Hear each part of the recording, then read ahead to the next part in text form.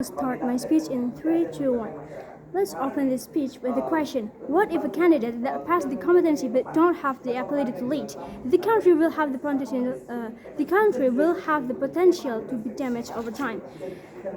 And now I would like to repeat what has the first government has said. The government may say that people who pass several tests such as sociology, economics, and law tests, and also several other tests such as health, legal, industrial test, and not from a group of people who came from the previous leader.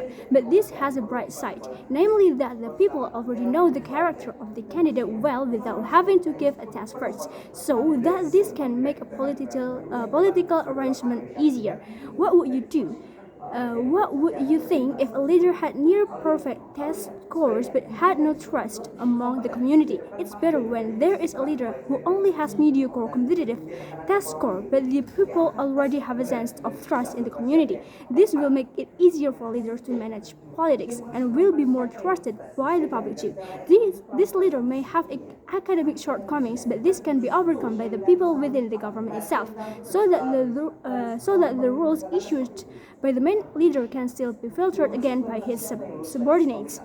Now, let's see why this motion arises. It is true that current leaders do not yet have competency test certificates in various matters. This happens because the government system in Indonesia is still in the development stage. There are still many things that need to be improved in governance in Indonesia. Now I would like to define what is a competency test. Based on Indeed.com, the definition of competency test is a competency as a measure of an employee's competence against their job requirements and duties. Competency tests can be incredibly important because they provide information on the company's workforce and whether they can function effectively in their job. For example, there are several things that can be included in competency tests like sociology, economic, or laws. Now I will limit the candidates in quotation marks to those who have sufficient funds to finance competency training. People have different abilities, so it is possible that there is someone who has the ability to lead, but this may be hindered by higher costs for some people. This will result in only those who have the funds to study becoming leaders. For example, former President Indonesia, Joko Widodo, he did not come from an educated background but was able to lead a country. Now, why this motion is important, ladies and gentlemen? This will likely deny ordinary people the opportunity to run government office because first, competency tests require a lot of practice which costs a lot of money. And second, in the people in Indonesia itself, there is still a lot of cheater among the candidates. So back to the financial issue, people with a lot of money will wholeheartedly bribe the government, and ordinary people will lose because they won't bribe anybody. If a candidate passes the competency test given, this does not guarantee that he will be a good leader. A failed leader can destroy the social order, and this can take root in the fabric of society. The only thing in the text box, so it will be potentially difficult for them to lead or to realize the things in the book. In Indonesia, there have been many leaders who have succeeded in managing social order without taking competency tests. These candidates only need to pass an age suitability test or free from criminal cases.